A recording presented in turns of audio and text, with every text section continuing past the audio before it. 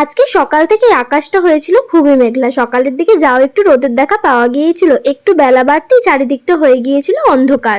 দুপুর থেকে শুরু হয়েছিল প্রচন্ড বৃষ্টি। আজকে আমাদের এখানে ছিল অলাইচন্ডী মায়ের পুজো, ভেবেছিলাম পুজো দেখতে যাব, কিন্তু এই বৃষ্টির কারণে আর যাওয়া হয়ে ওঠেনি।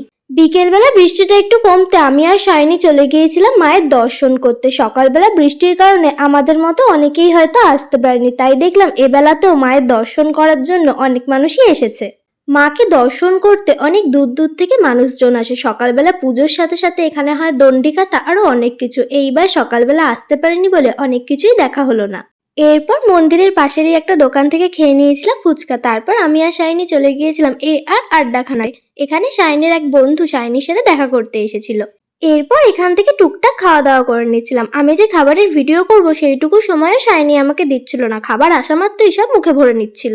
আজকে আমি আর শাইনি দুজনের জামা কাপড় অদল বদল করে পরেছিলাম। আজকে সন্ধ্যাটা তো আমরা এইভাবেই কাটালাম। আজকের জন্য এইটুকু, টাটা, বাই বাই। দেখা হবে নতুন কোনো ভিডিওতে খুব তাড়াতাড়ি।